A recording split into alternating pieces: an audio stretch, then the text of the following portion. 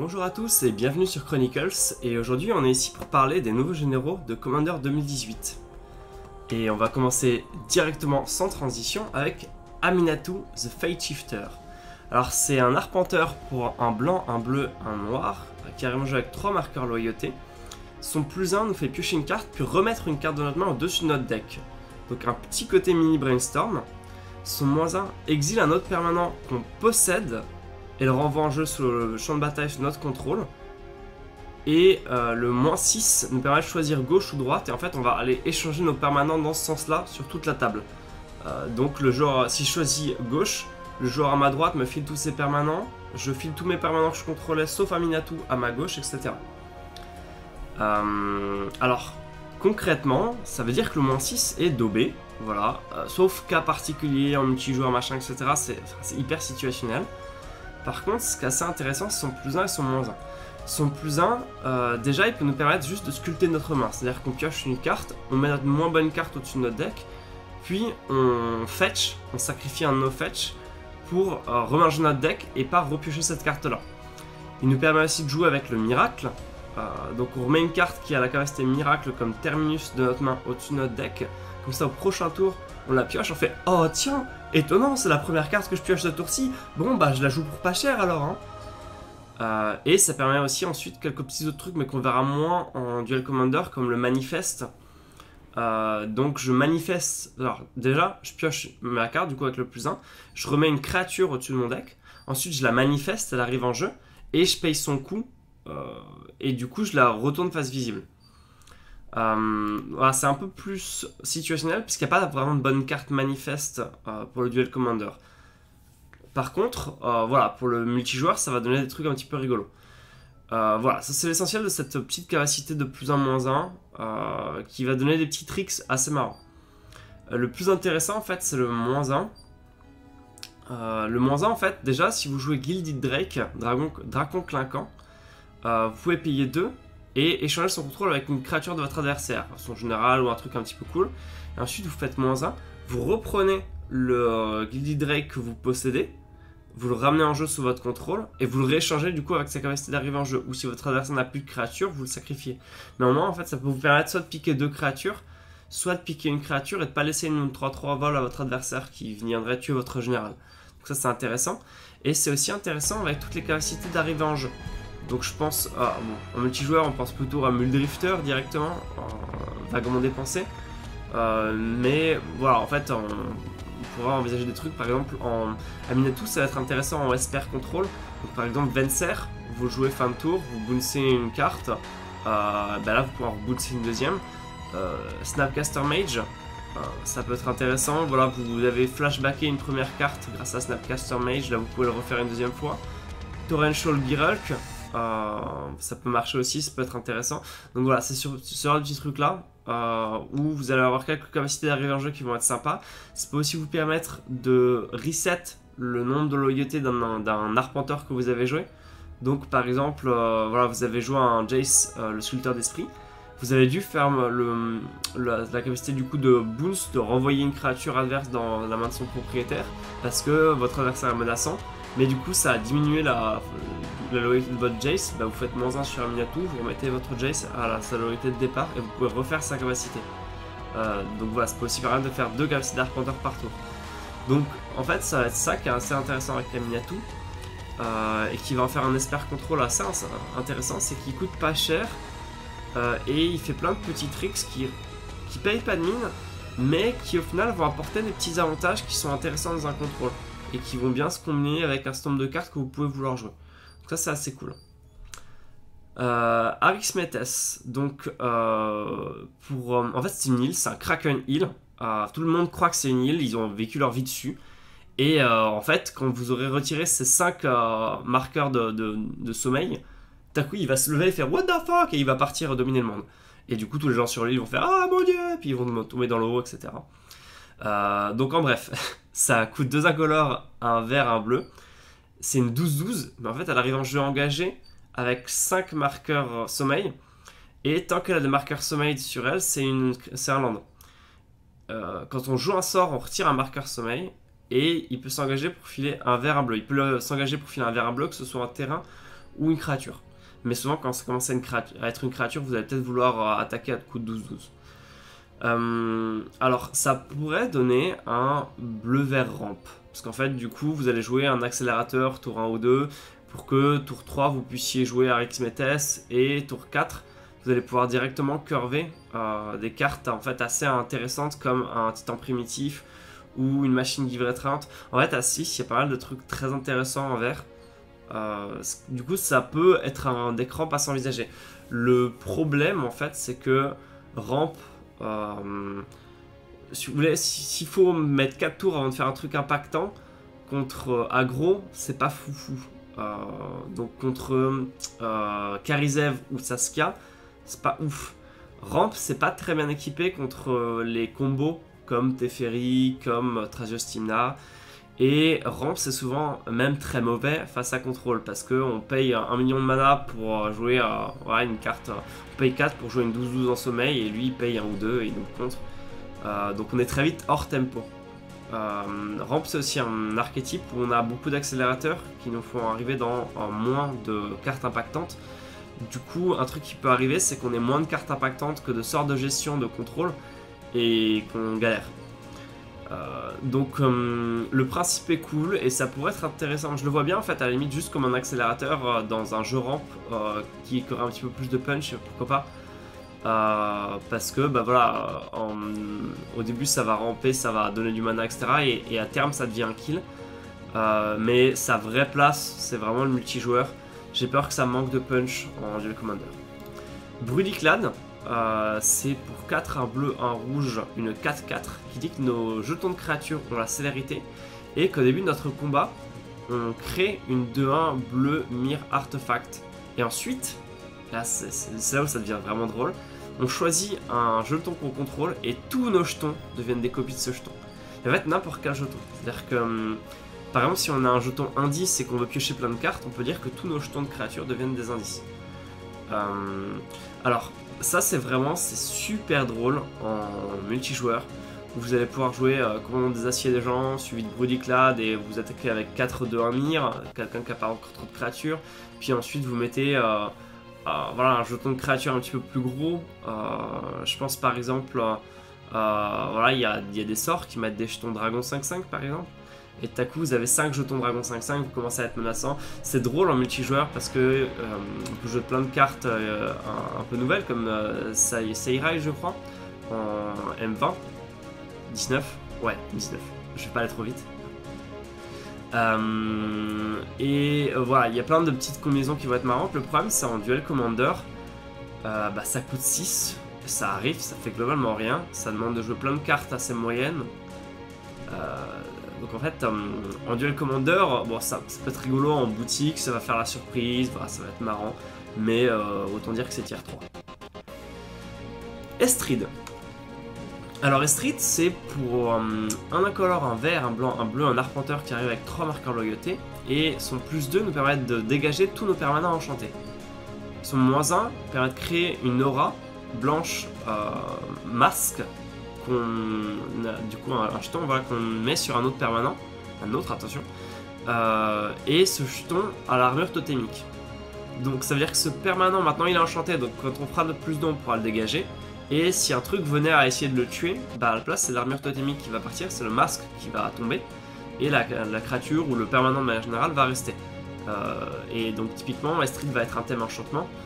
Là où ça peut être intéressant par exemple c'est vous avez joué un terrain fertile sur un terrain que vous avez pour vous accélérer et jouer Estrid, mais vous avez peur que votre adversaire vous mette un coup de Wasteland sur votre terrain et qu'il fasse du 2 pour 1. Vous perdez votre terrain et votre terrain fertile. Bah, du coup ça peut être intéressant de mettre un petit masque par dessus pour protéger votre terrain par exemple. Mais ça peut aussi être utilisé juste pour mettre des masques sur vos autres terrains et vous accélérer plus. Le moins 7, on prend nos 7 premières cartes de notre deck, on les met dans notre cimetière, et ensuite on renvoie tous nos enchantements non-aura en jeu, puis on renvoie en jeu toutes nos auras. Ce qui veut dire que d'abord, si on avait des créatures enchantements par exemple, maintenant on a des cibles pour nos auras. C'est pour ça que ça a été fait en 2 temps comme ça. Alors, typiquement, du coup, Estrid, je pense qu'elle pourrait être intéressante dans un jeu enchantement justement, parce que voilà, elle peut faire plein de mana avec nos enchantements de terrain. Dégager des créatures enchantées, franchement je pense que ça a très peu d'impact, ça leur fait une pseudo-vigilance, c'est pas très intéressant. Les masques, ça va surtout servir pour voilà, protéger d'autres cartes, dégager plus de cartes.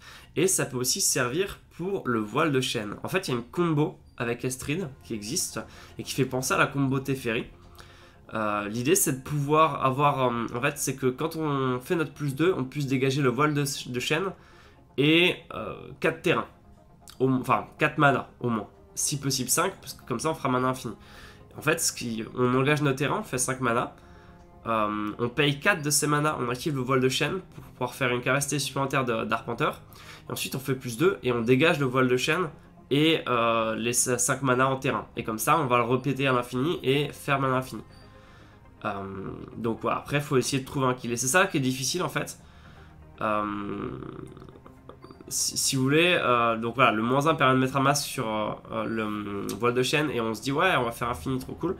Le souci c'est qu'après Estrid est super grosse et on va avoir un coup où on va pouvoir faire le -7 pour essayer de trouver un kill, mais on ne pourra plus faire le -7 et dégager le voile de chêne à moins de tuer Estrid. Dans ce cas là on pourra faire une infinité de capacité d'arpenteur parce que c'est plus le même arpenteur, donc toutes les capacités de voile de chêne se réactivent pour cet arpenteur là.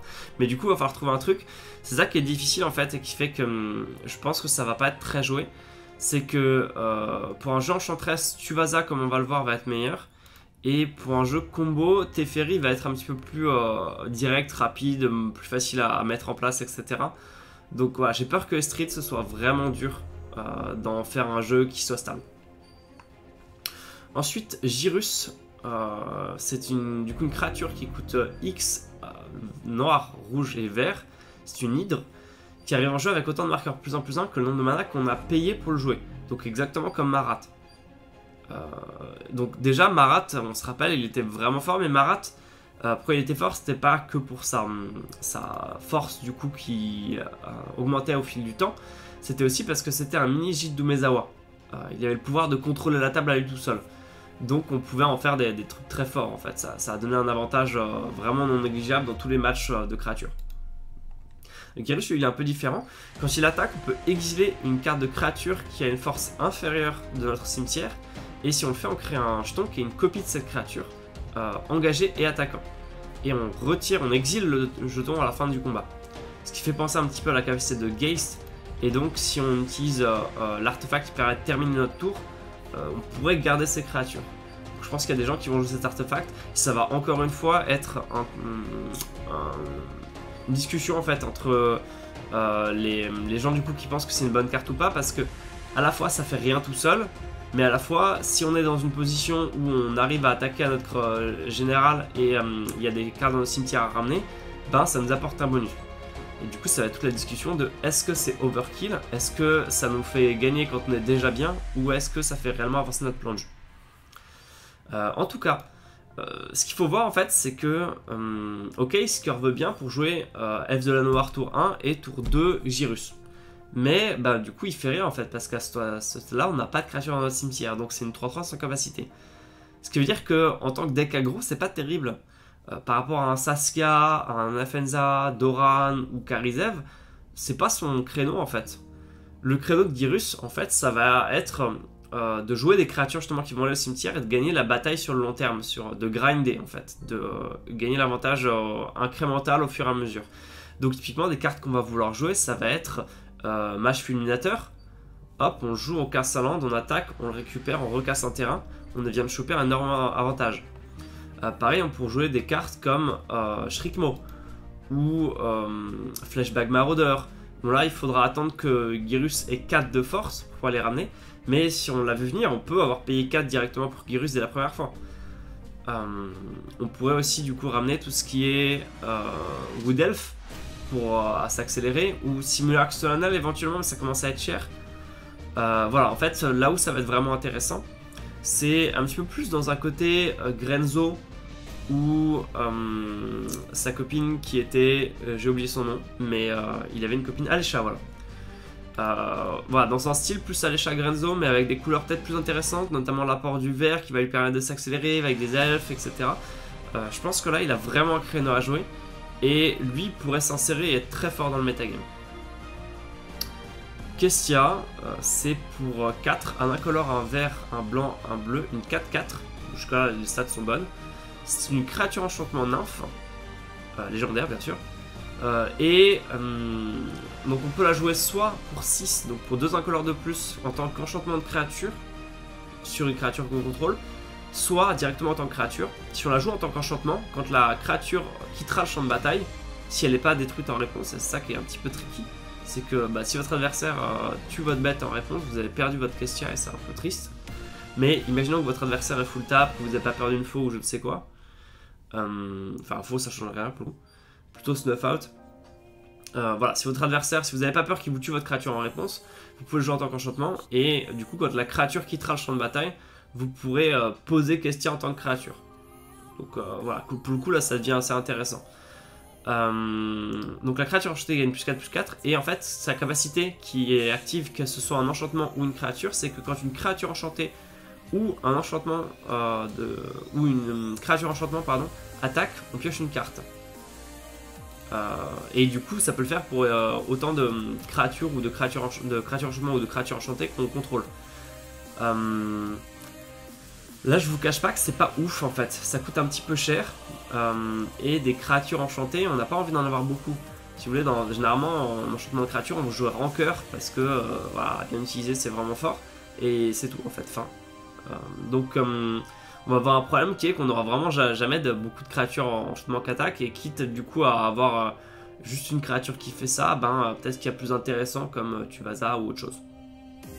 Donc Kestia ça risque de rester en multijoueur, et même en multijoueur ça risque de rester dans un deck et pas en tant que général. Alors, Lord Windgrace. Alors c'est une donc c'est un arpenteur pour 2 incolores, un vert, un rouge, un noir. Il arrive en jeu avec 5 marqueurs loyauté. Et ça c'est la première chose qui est intéressante à noter, c'est qu'il a beaucoup de loyauté de départ et qu'il a direct un +2. Donc dans un espèce de junt plus un peu plus contrôle rock, là on se dit déjà que ça pourrait être intéressant. Son +2, on se défausse d'une carte puis on pioche une carte. Si la carte qu'on a défaussée était un terrain, on repioche une carte supplémentaire. Et du coup, c'est tout bête, mais déjà c'est du card advantage. Donc encore une fois, dans une optique contrôle, c'est pas inintéressant. Voilà, ça veut dire que dès le premier tour, on peut le jouer, défausser un terrain, piocher 2 cartes et passer à 7 marqueurs loyauté. Il va être difficile à tuer. Si votre adversaire en face joue aggro, il va avoir un problème qui est que en fait, probablement si c'est un Karizev par exemple, il va directement ignorer votre général parce que il représente déjà beaucoup trop de points à mettre dessus. Donc voilà, votre général est déjà safe. Et lui, il va continuer à viser votre tête. Son -3, vous renvoyez 2 terrains de votre cimetière en jeu. Ce qui se combine bien avec les... qui se combine bien avec les fetch, donc avec toutes les cartes qu'on pourrait vouloir... enfin, tous les terrains qui vont aller au cimetière, qu'on joue dans Titania, avec notamment Wasteland, Dust Bowl, Tectonic Edge. Donc on a vraiment une thématique land qui se dégage et qui a le potentiel en fait de gagner les batailles de contrôle. En fait, ce qui est assez intéressant en bataille de contrôle, c'est que les terrains sont très impactants. Ça m'est très souvent arrivé de gagner des parties sur une Wasteland bien passée, sur un Dust Bowl qui continue à faire son taf, etc. Bien sûr, à l'époque de Tazigur, de faire des tricks en fait avec Vidultero et des terrains. Et du coup, on est capable de jouer un terrain par tour. On est capable de poser des problèmes basés sur nos terrains à notre adversaire. On peut penser par exemple aux terrains qui s'animent, comme Treetop Village, qui, dans un match de contrôle, ça veut dire que constamment on va envoyer notre 3-3 à la tête de notre adversaire qui va devoir dépenser un anti-bet parce que les contres ne fonctionneront pas. Sauf que si notre général, ou Life from the Home, ou Creuser des Mondes, ou Ramonap Excavator nous permettent de le récupérer, on est en train de ramener constamment des menaces qui sont galères pour notre adversaire. Pour rappel, à l'époque du tier 2, dans les matchs entre Swansong et Cruel Control, Swansong c'était son plan en fait. Il jouait 8 manland, si ce n'est 12, je ne sais plus.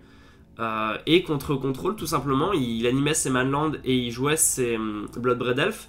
Et il tuait comme ça. Parce qu'il avait que des menaces qui étaient chiantes. Le Bloodbraid Elf proposait 2 spells quand il arrivait, et c'était une 3 de célérité. Et les Manlands ne pouvaient pas être tués par les colères de Dieu, ne pouvaient pas être tués par les Cruel Ultimatum, et ne pouvaient pas être gérés par les contres. Donc on a un plan en fait, je pense, qui pourrait être vraiment intéressant. Donc, en fait, en vert noir, gérer aggro, enfin en rouge noir pardon, gérer aggro, même du coup vraiment Junt en fait. Gérer aggro, ça se passe très bien. Que ce soit un mur de racines, un Wall of Blossom, que ce soit une Courser of Crufix, donc vraiment des bloqueurs pertinents et qui peuvent s'insérer dans le plan de jeu land. Courser of Crufix, quand vous ramenez plein de land en jeu, ça fait gagner plein de points de vie. Donc contre aggro, ça pose problème. Et ensuite, le rouge et le noir vont vous proposer des Fatal Push, des foudres, tout ce qu'il faut pour gérer aggro. Du coup, je pense qu'il y a peut-être un créneau à jouer là-dessus. La difficulté, ça va être de passer le général contre contrôle, parce que bien sûr, vous n'avez pas droit à Cavernous Arm pour un arpenteur.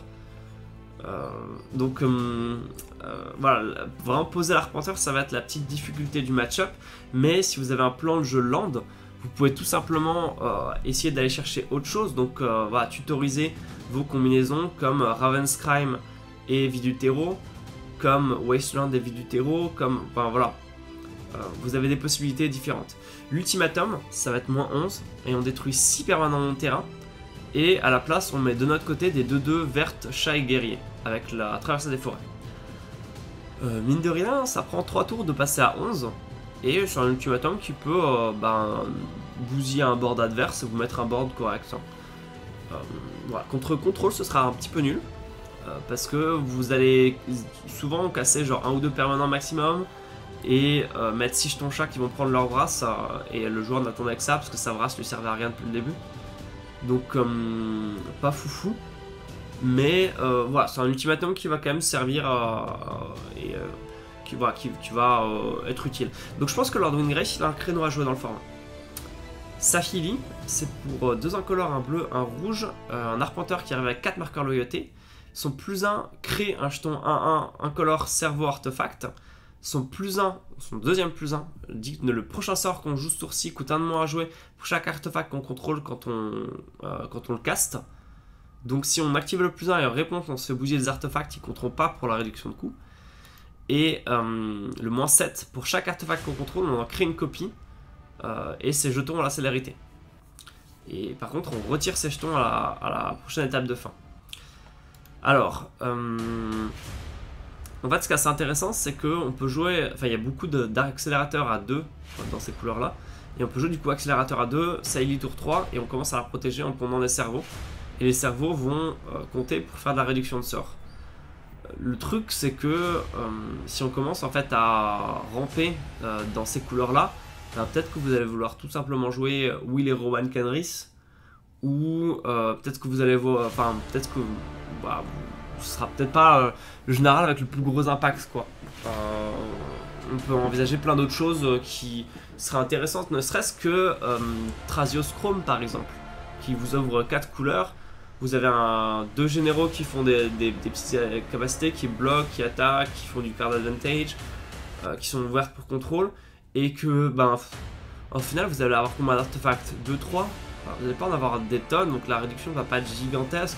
C'est pas Saïli qui va vous convaincre de jouer 1 million d'Eldrazi par exemple. Vous allez peut-être jouer Emrakul, le second, la fin promise, parce que voilà, ça reste l'un des meilleurs, qui a le plus de potentiel de clore la partie. Mais est-ce que vous allez en jouer plus? Au final, dans ces couleurs, si vous voulez ramper, vous allez peut-être vous contenter d'une machine livre-train, tout ce genre de choses là. Donc je suis assez mitigé par Saïli. Son -7 en plus demande d'avoir des artefacts qui sont impactants directement en jeu.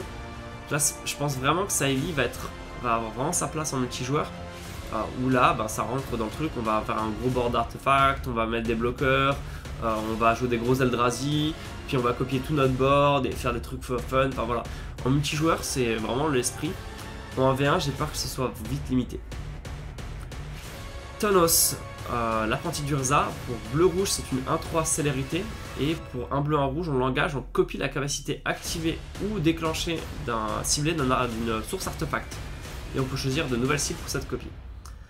Alors, ça c'est très drôle et je pense qu'en multijoueur, ce sera vraiment fun.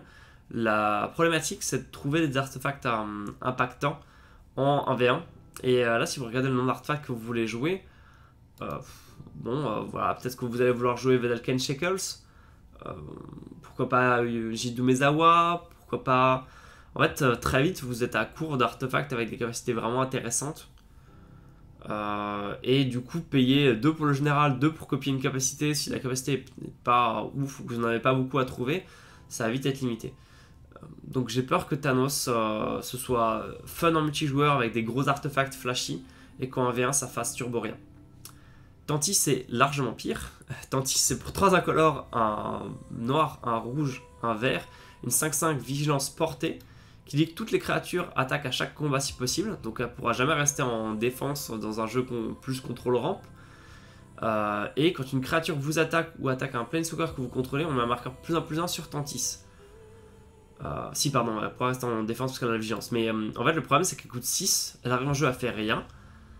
Contre contrôle, elle fait rien. Contre aggro, bah, le mec qui vous attaque et vous avez juste un bloqueur, quoi. Ok, il va grossir, mais c'est pas ouf, quoi. Et le problème de général, c'est qu'il fait turbo rien par rapport à proche, pour le même coup, dans les mêmes couleurs. Il arrive et que ce soit aggro, ramp, contrôle, combo en face, il dit bah bientôt je vais te tuer. Ou au pire, j'ai des aura 1 pour bloquer. Donc c'est pas le même niveau, et désolé, mais Tantis tu feras rien dans le format. Tuvasa de The Sunlit, c'est pour un vert, un blanc, un bleu, une 1-1, mais qui gagne +1/+1 pour chaque enchantement qu'on contrôle. Et quand on joue notre premier enchantement à chaque tour, on pioche une carte. Et ça c'est exactement ce qu'on voulait en fait. Il y avait déjà, voilà, que ce soit Moondust ou DuckFX qui voulait jouer Enchantress dans le format. Il le joue avec Thrasios Tymna. Là vous perdez le noir, mais vous avez une Enchantress directement en main de départ tout le temps. Il se curve bien avec des Alpha Mana, donc à voir si on veut en jouer beaucoup dans un jeu Enchantress, parce que forcément ça diminue la masse critique d'enchantement, etc. Mais sinon il se curve bien avec une étendue de l'utopie tout simplement. Tour 1, étendue de l'utopie sur une forêt. Tour 2, vous jouez un autre land, et pour 3 vous jouez Tuvasa, ce qui veut dire que dès le tour 3 vous pouvez commencer à jouer des enchantements et piocher des cartes et renforcer Tuvasa. Ça correspond aussi bien à une des faiblesses du jeu enchantement qui était la difficulté à tuer, faute de kill. Donc ça marchait bien à l'époque de Fastbond parce qu'on avait une combo infinie là-dessus, mais après ça marchait un peu moins bien. Donc bah Tuvasa tout simplement est un kill, parce que vous mettez 3-4 enchantements sur la table, et c'est déjà une 4-4, 5-5, voilà. Donc ça bloque bien, ça prend moins les foudres, ça peut attaquer, et ça correspond du coup à vous faire piocher à chaque tour pour l'enchantement que vous jouez. Par contre ça voudrait dire que contrairement à une enchantress classique, vous allez peut-être vouloir jouer un seul enchantement par tour et faire d'autres trucs en attendant. Ou alors avoir des enchantements qui ont le flash. Voilà, ça existe aussi. En tout cas, ça c'est, je pense que l'un de ceux qui a le plus de potentiel qui sera joué, parce qu'il y a des tonnes de gens qui veulent jouer Enchantress et que c'est le parfait général pour le faire. Varchild, c'est pour 2 incolores, un rouge, une 3-3. Quand il inflige des blessures de combat à un joueur, ce joueur crée autant de jetons 1-1 survivants. Et quand il meurt, on gagne le contrôle de tous ses survivants. Les survivants que nos adversaires contrôlent ne peuvent pas bloquer et ne peuvent pas nous attaquer nous ou un planeswalker qu'on contrôle. Et là, je vous dis direct que ce sera pas joué parce que, en fait, quand il inflige des blessures, on peut mettre ses cavas en pile. C'est-à-dire que la capacité pour créer des jetons va en pile. En réponse, on lui met une foudre, il meurt. Du coup, sa capacité pour rendre les jetons va en pile au-dessus. Donc on rend les jetons, on n'en a pas créé, donc en fait, nous on a la foudre, on rend les jetons à notre adversaire, mais il nous en a pas encore filé. Et là, il nous file 3 jetons. Et son général est mort, donc il les récupérera pas. Ou alors il faudra qu'il le rejoue et qu'il remeure. Donc pas ouf. Et je pense que c'est la grosse faiblesse de ce général là, c'est qu'il coûte 3 pour 3 points de dégâts sur la table. Ce qui est, en fait, Karizev fait déjà mieux pour 2. Et il a la possibilité de donner des créatures à notre adversaire si notre adversaire joue bien. Donc autant vous dire que c'est vraiment un gros non. Voilà, en multijoueur, pourquoi pas, hein, ça peut faire des deals, ouais tu me le laisses passer, je te file des jetons, comme ça tu pourras attaquer machin. Mais en 1v1, juste non. Ensuite, Varina. Pour un incolore, un blanc, un bleu, un noir, c'est une 4-4. Quand on attaque avec un ou plus zombies, on pioche autant de cartes. Et ensuite, on se défausse d'autant de cartes et on gagne autant de points de vie. Et pour 2 mana, on peut exiler 2 cartes de notre cimetière et mettre un jeton 2-2 créature du coup noir zombie. Jeton. J'ai déjà dit. Bref. Le rapport qualité-prix est ok. Et en fait, la capacité synergise bien avec ce qu'on fait avec des zombies. On va vouloir les mettre au cimetière parce qu'ensuite ils vont revenir facilement. Ensuite, il y a une petite capacité en plus pour voilà, créer des petits jetons. Mine de rien, c'est un général de contrôle qui est pas déconnant, en fait. Il a la possibilité d'aller chercher en fait un certain nombre de trucs du cimetière, que ce soit le flashback d'une Deep Analysis ou d'un Think Twice, ou un zombie qui va se ramener. Il a la possibilité ensuite de réutiliser tous nos Ponder, Preordain, etc. qui sont allés au cimetière pour mettre des jetons zombies. Donc ça correspond pas mal à ce qu'on pourrait vouloir faire dans un contrôle en fait. Ou un agro contrôle dans lequel on jouerait voilà, quelques contres, quelques créatures comme des zombies, etc. Je pense que ça a un potentiel qui est pas vraiment négligeable. C'est moins flashy que Tuivasa ou que Yuriko qu'on va voir. Je pense qu'Aminatou est un petit peu plus direct. On voit direct ce qu'on peut vouloir faire dans un contrôle, etc. Mais franchement, il faudrait essayer de faire les choses avec Varina. Je pense que c'était pas inintéressant. Et en petit joueur, bien sûr, c'est le premier général zombie tribal en Esper. Et ça fait super plaisir. Xancha, je vous cache pas que c'est de la daube en Duel Commander. Pour 3, un incolore, un noir, un rouge, c'est une 5-5. Mais on a la file à notre adversaire. Il peut pas attaquer avec, donc en fait il peut rien faire avec, globalement. Et ensuite, n'importe qui peut payer 3 pour que le contrôleur de Xancha perde 2 points de vie et qu'on pioche une carte. Que la personne qui a payé la capacité pioche une carte. Mais du coup, en fait, c'est vous payez 3 pour ne rien faire, suivi de 3 pour que votre adversaire perde 2 points de vie et que vous piochez une carte. Vous avez payé 6, votre adversaire perd 2 points de vie, vous avez pioché une carte. C'est-à-dire que c'est rien, c'est un impact nul. Donc voilà, je pense que la carte est daubée en Duel Commander. Par contre, encore une fois, c'est une carte de politique en multijoueur. Yenet, pour 2 incolores, un blanc, un bleu, un noir, c'est une 3-5 vigilance, vol, menace. Donc autant dire que ce sera pas facile à bloquer et qu'elle la bloquera bien. Et quand elle attaque, on révèle la carte du dessus de notre deck. Si elle a un courtier de mana, je crois que c'est impair.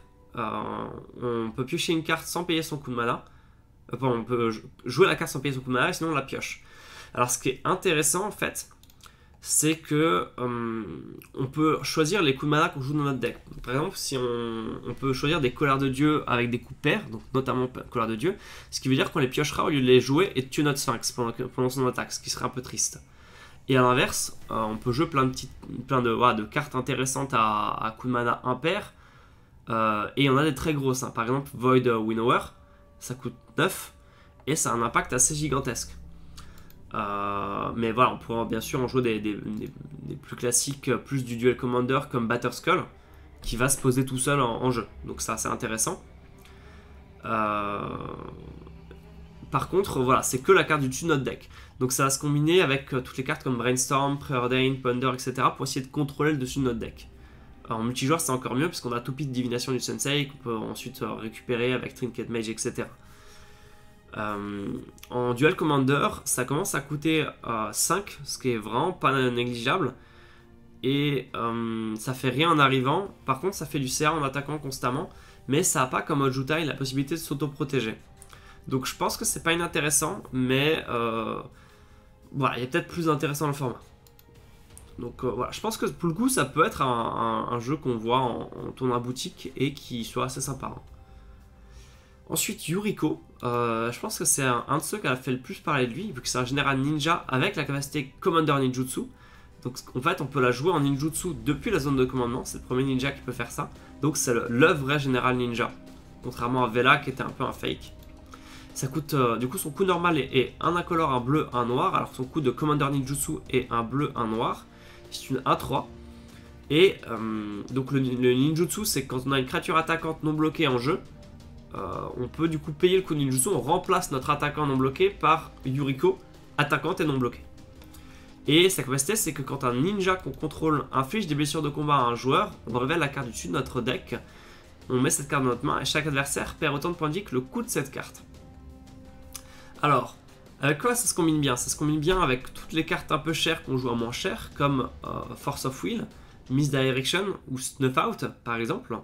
Ça se combine bien avec les cartes à double côté, qui du coup en fait les deux côtés comptent pour le coup de mana. Voilà, faudrait que j'en ai une en tête, mais j'en ai pas en tête, voilà, donc je sers à rien. Si, Far Away par exemple. Donc Far c'est un bounce, Away c'est un eddy. On peut jouer les deux sens et pour payer 5 pour que notre adversaire, enfin pour envoyer une créature de notre adversaire dans sa main et lui faire sacrifier une créature. Donc c'est un anti-bet qui est assez intéressant parce qu'il coûte pas cher et qu'il vaut 5 quand on le révèle sur Yuriko. Du coup, là vous avez un petit peu le point de vue, enfin la première partie qui va être comment est-ce qu'on peut avoir des cartes qui coûtent cher à révéler, quitte à aller jusqu'à des cartes comme Draco ou Emrakul la fin promise, qu'on contrôlerait avec des Brainstorm, des Preordain, des Serum Visions, des Ponder, etc. pour essayer de les mettre au-dessus de notre deck et vraiment coller énormément de dégâts d'un coup. Et ensuite vous allez vouloir probablement des créatures imbloquables à probablement 1 mana en fait pour pouvoir le curver autour d'eux. Donc voilà, des petites 1 à vol pour 1. Ou alors éventuellement juste des cartes à 1 mana pour juste essayer de le curver rapidement, mais avec le risque que votre adversaire a joué en F1 mana ou n'importe quoi du genre et que du coup ça passe pas. Mais je pense par exemple à Curse Catcher qui est joué dans Ondin, qui est typiquement une petite 1-1 qui va avoir un impact, qui va embêter contrôle, qui va embêter les blasts de aggro, qui va avoir un petit impact en fait, même quand on l'utilise plus pour passer le général.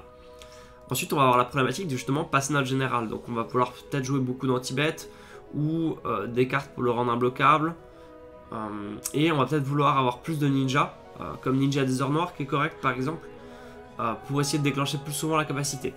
Il y a la possibilité d'aller jusqu'à des cartes comme Arcane Adaptation pour dire que toutes nos créatures sont des ninjas, et du coup si vous adoptez en fait une stratégie très peace entre guillemets pour rappeler le Edric Peace, et que vous avez plein de petites 1 avec des capacités d'évasion et que là vous jouez Arcane Adaptation et vous dites bah ok toutes mes créatures sont des ninjas et vous faites passer 3 créatures, vous levez les 3 cartes, vous allez coller beaucoup de dégâts potentiellement. Donc il y a aussi cette possibilité là de... Donc je pense que ce sera joué, vraiment joué, il y aura une possibilité de la jouer vraiment très fiche aggro, une possibilité peut-être de la jouer plus combo Draco, et peut-être une possibilité de la jouer en mode justement Tribal Ninja avec des Arcane Adaptation Peace quoi. Donc je pense qu'il y aura vraiment des versions qui varient et que ça va être un général très intéressant. Voilà, je pense qu'on a fait le tour des généraux et des apports du coup, en termes de généraux en tout cas, de Commander 2018.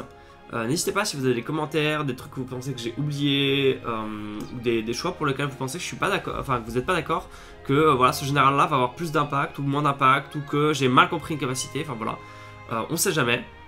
Et on se retrouve du coup dans les commentaires et sur les réseaux sociaux, et à ciao!